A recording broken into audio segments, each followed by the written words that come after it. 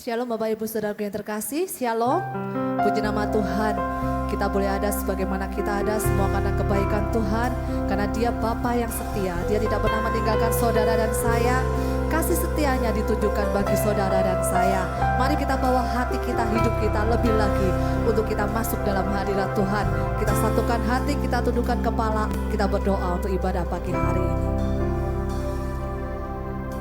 Bapa yang baik, terima kasih Tuhan buat saat ini Tuhan, di mana kami boleh terus Tuhan untuk lebih lagi menyenangkan hati-Mu lewat pujian, penyembahan, mazmur kami yang terbaik.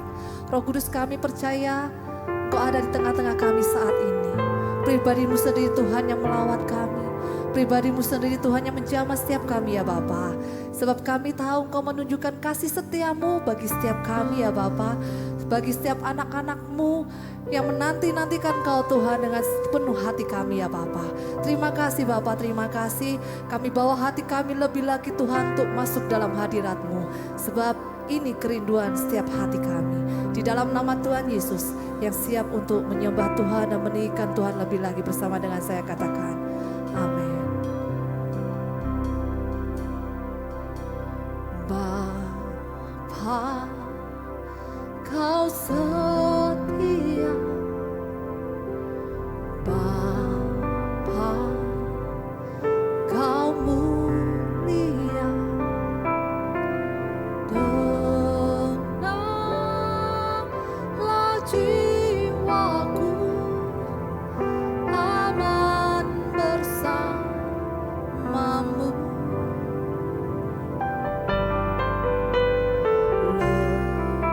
Lebih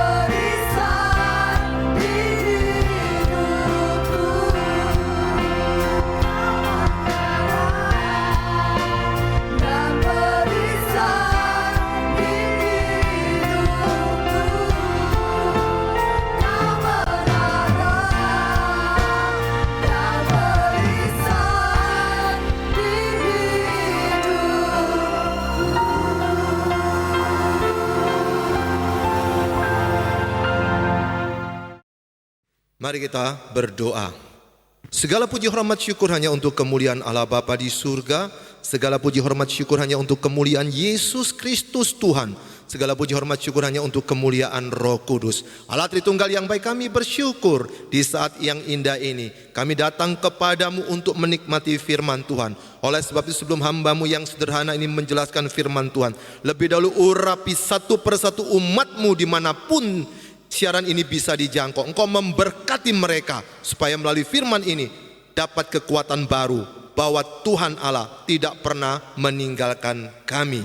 Di dalam nama Tuhan Yesus kami sudah mengucap syukur dan berdoa. Haleluya. Mari yang percaya sama-sama kita katakan amin. Shalom. Apa kabar? Alkitab berkata hati yang gembira adalah obat yang manjur, tapi semangat yang patah mengeringkan tulang. Hari ini saya senang berjumpa dengan saudara semua untuk berbagi kebenaran firman Tuhan. Kita sekarang dalam keadaan yang sama-sama, bahkan di hampir ratusan negara di dunia menghadapi virus yang kecil tapi menakutkan.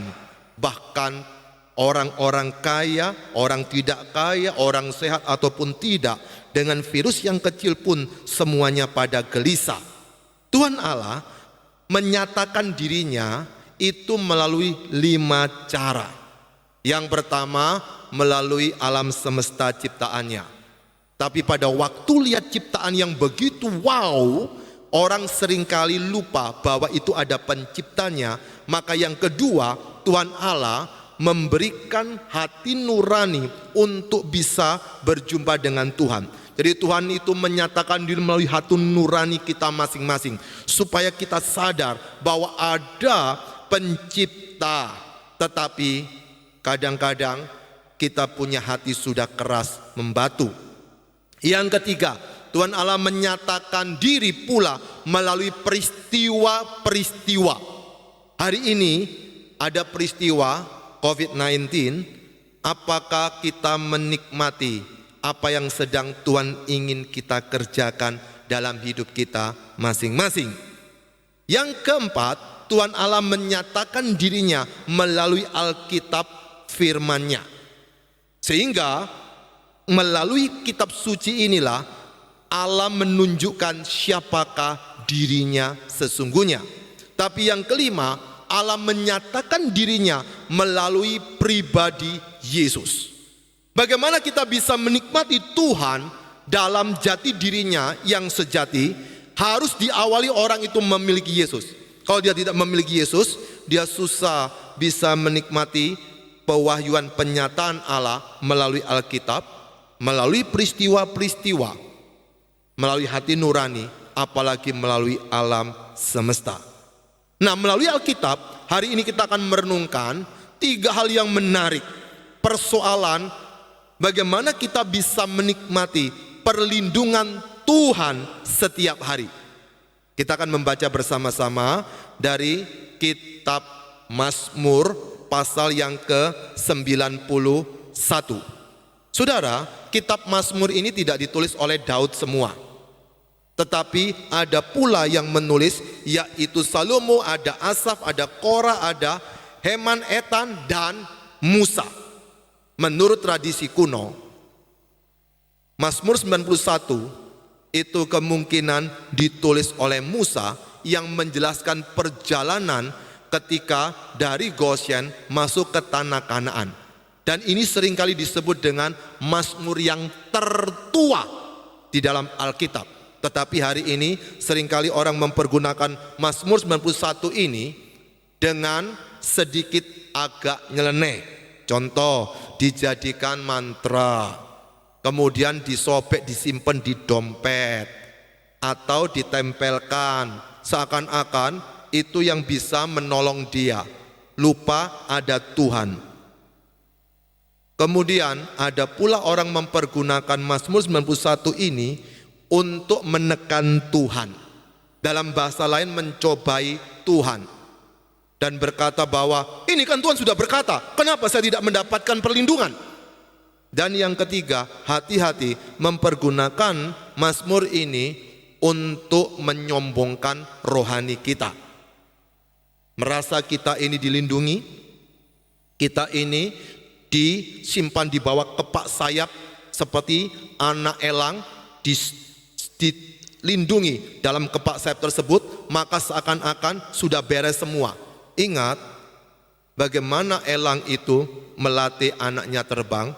Kadang-kadang bahasa Jawanya dijongkrakno, disorong supaya terbang, tapi tetap dilindungi. Iya, namun bukan berarti kita berpikir bahwa semuanya akan beres. Namun Tuhan mengizinkan persoalan-persoalan, peristiwa-peristiwa menjadi bagian dari yang perlu kita alami untuk mendewasakan rohani kita masing-masing. Nah, sebelum kita merenungkan, kita perlu membaca secara utuh Mazmur 91 ayat pertama sampai yang ke-16 supaya tidak gagal paham, supaya tahu ceritanya seperti apa. Saya akan membacakannya untuk saudara. Ayat yang pertama, orang yang duduk dalam lindungan yang maha tinggi dan bermalam dalam naungan yang maha kuasa. 2, akan berkata kepada Tuhan, tempat perlindunganku dan kubu pertahananku, Allahku yang kupercayai. Ayat yang ketiga, sungguh dialah yang akan melepaskan engkau dari jerat penangkap burung, dari penyakit sampar yang busuk. 4, dengan kepaknya ia akan menudungi engkau, di bawah sayapnya engkau akan berlindung. Kesetiaannya ialah perisai dan pagar tembok. Ayat yang kelima, engkau tak usah takut terhadap kedahsyatan malam, terhadap panah yang terbang di waktu siang. 6, terhadap penyakit sampar yang berjalan di dalam gelap, terhadap penyakit menular yang mengamuk di waktu petang. 7, walau 1000 orang rebah di sisimu dan 10.000 di sebelah kananmu, tapi itu tidak akan menimpamu. 8, engkau hanya menontonnya dengan matamu sendiri dan melihat pembalasan terhadap orang-orang fasik.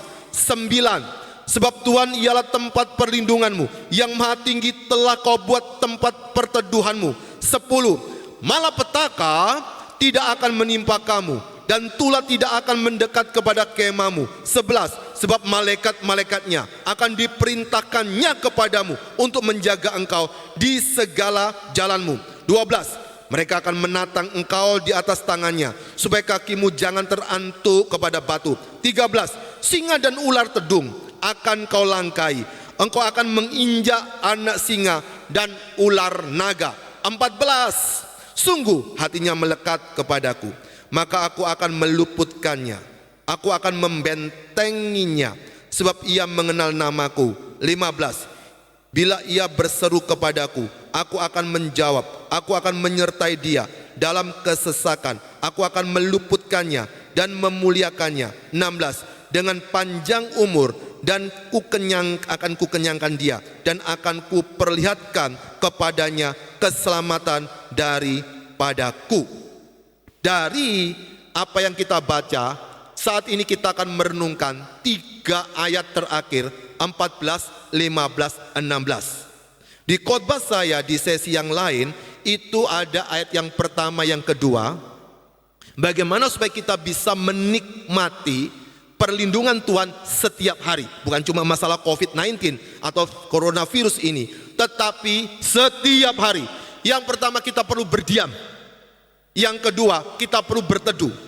Dan saat ini kita akan menikmati 3 hal menarik. Yang pertama, bagaimana supaya kita bisa menikmati perlindungan setiap hari. Ayat yang ke-14a berkata seperti ini, sungguh hatinya melekat kepadaku, maka aku akan meluputkannya. Yang pertama, hatinya melekat, yaitu berkorban. Bagaimana supaya kita bisa melekat kepada Tuhan? Maka membutuhkan pengorbanan kita. Pada waktu kita mau berkorban untuk Tuhan, maka kita semakin dekat dengan Dia. Saya beri contoh yang gampang. Kalau engkau sudah menikah dengan pasanganmu, maka apakah engkau seorang yang dekat, betul-betul melekat kepada pasanganmu? Coba lihat seberapa pengorbanan kita untuk dia. Pada waktu engkau pergi ke luar negeri, ketika engkau lihat ada wanita cantik, apakah cepat pikiran kita lihat kepada istri, memikirkan istri? Pada waktu engkau digoda oleh pria ganteng, apakah langsung cepat pikirannya bahwa engkau punya suami? Orang melekat itu akan terus memandang di dalam bayangan dia, tidak pernah dia bisa melepaskannya. Oleh sebab itu, pada waktu kita lihat ayat yang ke-14 dikatakan, sungguh hatinya melekat kepadaku, baru ada akibatnya, maka aku akan meluputkannya. Meluputkan itu akibat kalau kita melekat kepada dia. Persoalannya bagaimana kita bisa melekat kepada dia kalau kita tidak punya hubungan dengan Tuhan. Bagaimana kita bisa memiliki hubungan dengan Allah kalau kita ada dosa? Hari ini buka hatimu, undang Yesus menjadi Tuhan dan Juru Selamatmu secara pribadi. Maka baru setelah itu hidup kita akan dikuduskan oleh Roh Kudus. Maka kalau kita membaca surat-surat Paulus, 1 Korintus, 2 Korintus, Galatia, Efesus dan seterusnya, kita lihat di pasal pertama disebut kepada jemaat-jemaat yang kudus. Bagaimana kita bisa melekat? Kalau Bapa kita kudus, kita tidak kudus. Bagaimana kita bisa kudus? Hari ini buka hatimu, undang Yesus. Maka pada waktu engkau sudah punya Yesus, baru engkau bisa berkorban untuk siapa yang menjadi milikmu. Kita tidak mungkin bisa berkorban untuk Yesus kalau engkau tidak pernah ada persekutuan dengan Dia. Engkau tidak pernah akan bisa menikmati pasanganmu kalau engkau tidak ada persekutuan dengan Dia. Tetapi saudara, perhatikan baik-baik, di perkataan itu ada perkataan awal sungguh. Itu berarti menjelaskan bahwa orang tersebut betul-betul melekat. Baru akibatnya, impactnya, dampaknya Tuhan meluputkan. Apakah kita bisa melekat dalam sekejap? Tidak tentu. Kenapa? Kan Tuhan lihat hati.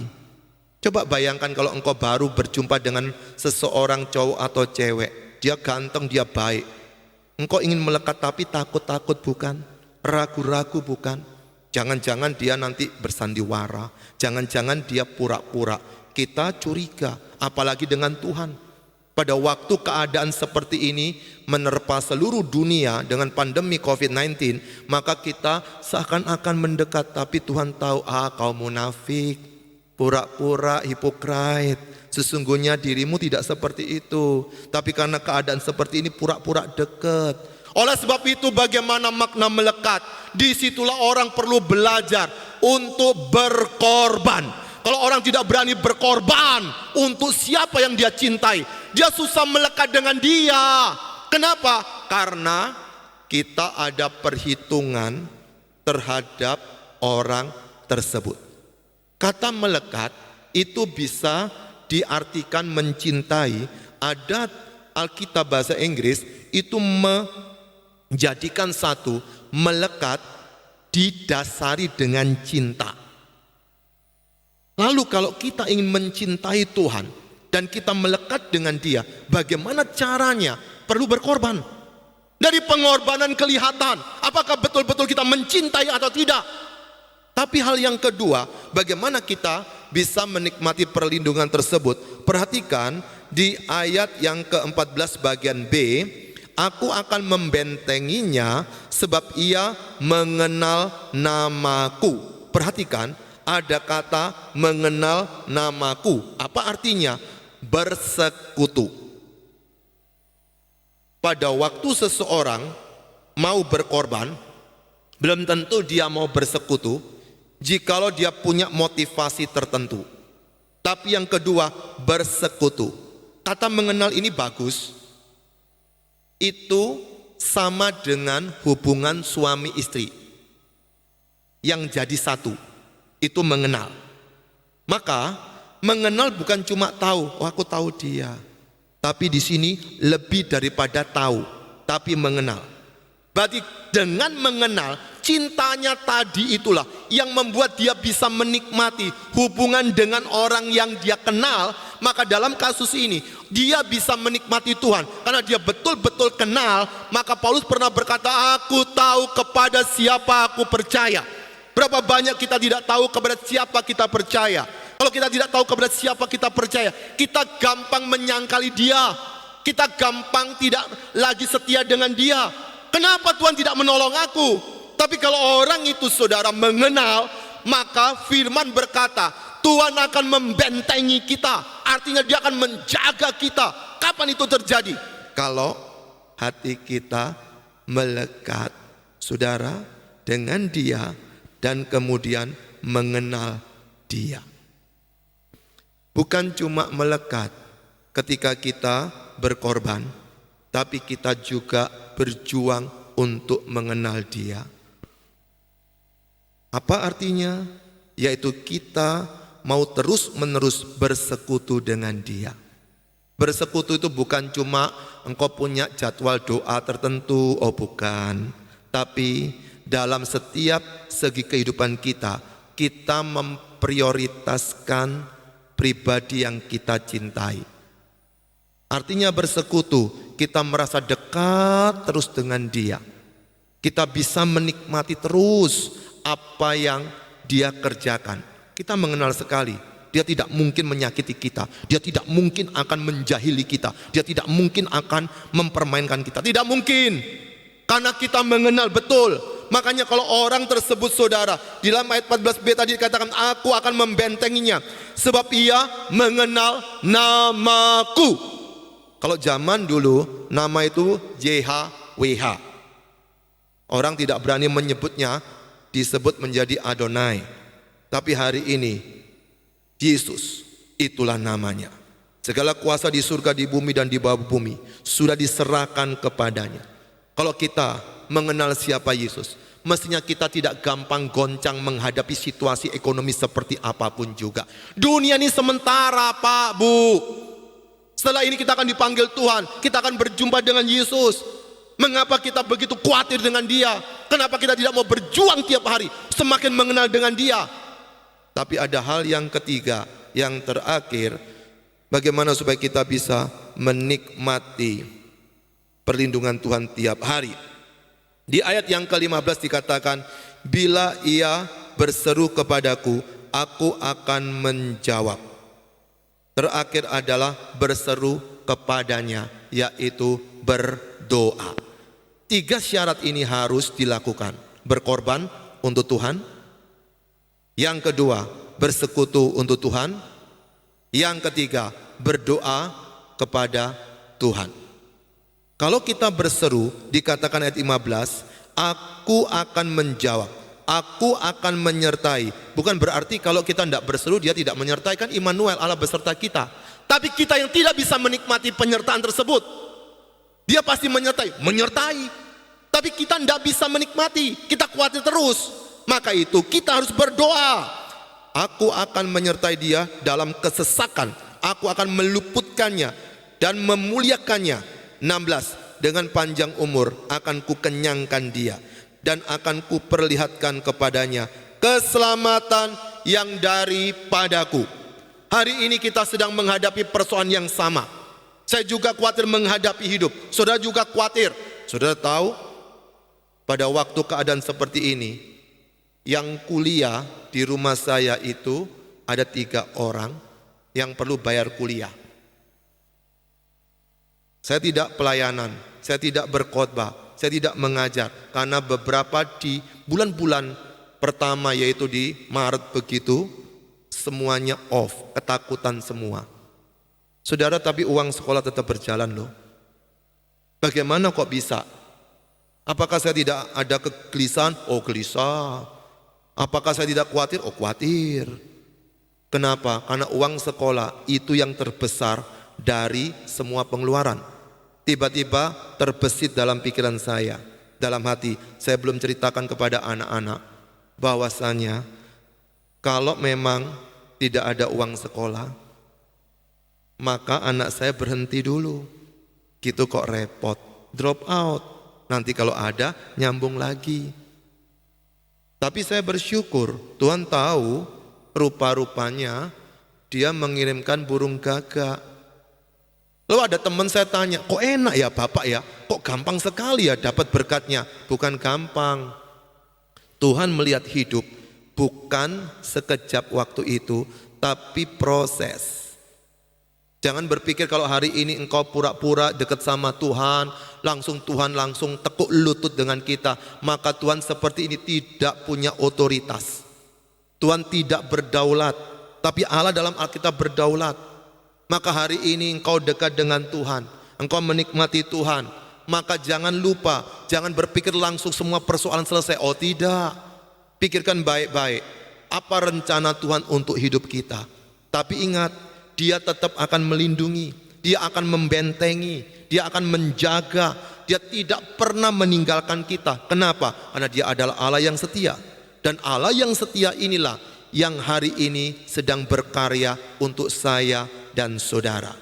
Dari kitab puisi ini kita dapat memetik sesuatu kisah bagaimana penulisnya dia bersyukur kepada Tuhan bahwasanya Tuhan tetap memelihara meskipun begitu banyak badai yang dihadapi.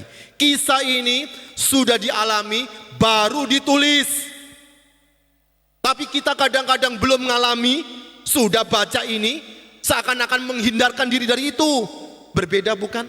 Makanya perlu kita membaca seluruhnya secara utuh. Itulah pendekatan kontekstual. Mari kita berdoa. Silakan tunduk kepala saudara. Saya akan berikan waktu 15 detik, engkau masing-masing berdoa sendiri. Berkat apa yang kau dapat hari ini? Apakah engkau ingin menikmati pemeliharaan Tuhan begitu nyata setiap hari? Tuhan pasti memelihara, Tuhan pasti menyertai, Tuhan pasti membentengi, itu pasti. Karena Dia adalah El Shaddai, Dia adalah El Elyon. Tapi ingat, apa yang sudah kita kerjakan untuk Dia. Pertama kita harus terima Yesus. Maka engkau bisa menikmati yang pertama, engkau mau berkorban untuk Yesus. Maka engkau mau bersekutu kepada Yesus. Engkau mau berdoa kepada Tuhan Yesus. Disinilah engkau terus menerus akan menikmati perlindungan Tuhan. Keadaan boleh tidak menentu, keadaan boleh kacau, tapi tunggu tanggal main Tuhan. Apa yang Tuhan ingin kerjakan? Saya berikan waktu 15 detik. Silakan berdoa. Dapatkah berkat hari ini akan menguatkan hidupmu menghadapi masalah ekonomi, masalah kesehatan, masalah keluarga? Saya tidak tahu. Silakan kau berdoa.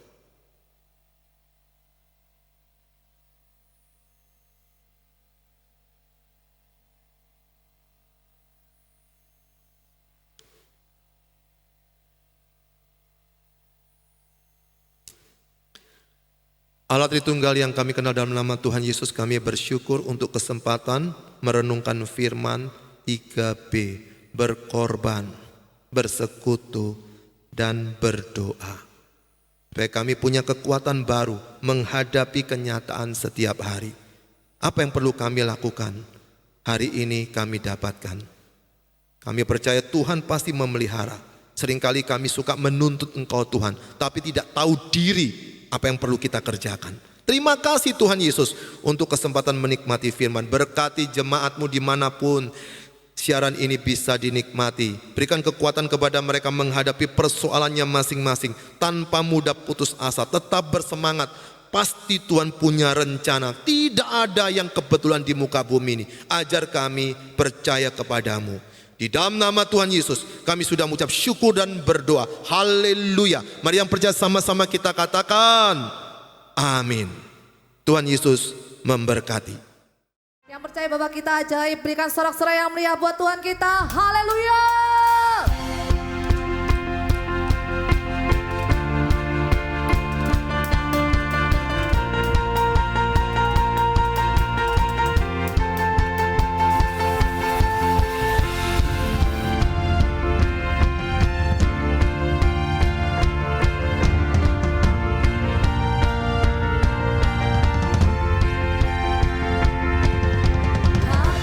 Yang kebesaran-Mu dan tak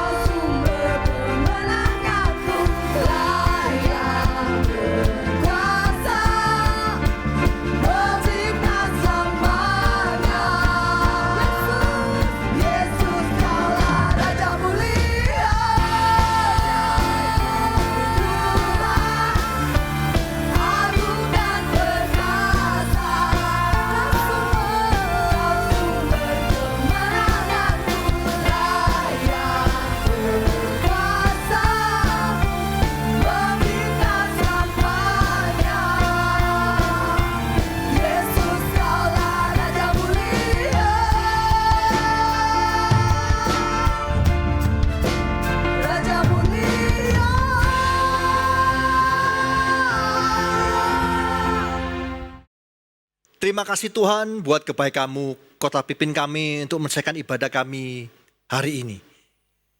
Kami percaya Tuhan, firman-Mu terus menguatkan kami supaya kami tetap setia, kuat dan tangguh di dalam Engkau. Kami percaya Tuhan, meskipun pandemi terjadi, tapi kami percaya Tuhan bahwa Kau tidak pernah tinggalkan kami sedikit pun juga. Kau terus memimpin kami dalam setiap kehidupan kami. Kami percaya Tuhan Roh Kudus, Kau terus berikan pengertian lebih lanjut akan firman-Mu. Terima kasih Tuhan. Terima kasih berkat-berkat-Mu yang telah disampaikan melalui firman yang disampaikan oleh hamba-Mu Tuhan. Kami percaya Tuhan Kau mengurapi hamba-Mu di dalam setiap aktivitasnya. Di dalam keluarganya, di dalam pekerjaan dan pelayanan Kau buat hamba-Mu berhasil untuk kemuliaan nama-Mu saja Yesus. Terima kasih Tuhan. Juga bagi jemaat-jemaat-Mu dimanapun kami berada. Kami percaya Tuhan Kau terus memagari dan melindungi kami. Bahkan Tuhan Kau terus Tuhan memimpin kami dalam setiap Tuhan pekerjaan kami, keluarga kami, pendidikan kami, pelayanan kami. Kami percaya Tuhan Kau buat kami berhasil untuk kemuliaan nama-Mu saja Yesus. Juga Tuhan, bagi setiap kami yang telah menabur, kami percaya Tuhan, Kau bukan Allah yang berhutang dan mengembalikan dengan berlipat kali ganda. Kami percaya Tuhan, semuanya dikembalikan untuk kemuliaan nama-Mu saja Yesus. Kami juga berdoa secara khusus Tuhan, bagi Bapak pimpinan negara kami Tuhan, Bapak Jokowi. Kau tahu Tuhan, bahwa negara kami sedang mengalami saat-saat yang sulit. Tetapi kami percaya Tuhan, bahwa Kau terus memberikan hikmat-Mu bagi Bapak Presiden Jokowi Tuhan. Supaya bersama jajarannya terus Tuhan bekerja dengan hikmat dari Engkau saja. Sehingga dapat menyelesaikan permasalahan krisis dan pandemi ini dengan secepatnya Tuhan. Terima kasih Tuhan. Bagi Tuhan hamba-hamba-Mu yang terus melayani Kau di dalam ibadah streaming ini. Kami percaya Tuhan Kau terus berikan kesehatan dan kekuatan bagi kami semua. Terima kasih Tuhan. Masuk kekasih, kita mengangkat kedua tangan kita untuk menerima berkat dari Allah Bapa. Tuhan layakkan hamba-Mu untuk minta berkat dari Engkau Tuhan. Saudara kasih, terimalah berkat dari Allah Bapa di dalam anak tunggal Yesus Kristus dan persekutuan Roh Kudus. Mulai saat ini sampai selama-lamanya. Kau tidak menjadi ekor di kepala. Kau tidak turun tapi naik. Asal kamu makan firman Tuhan dengan sungguh-sungguh. Siapapun yang percaya atas pernyataan ini kita bersama-sama berkata, amin.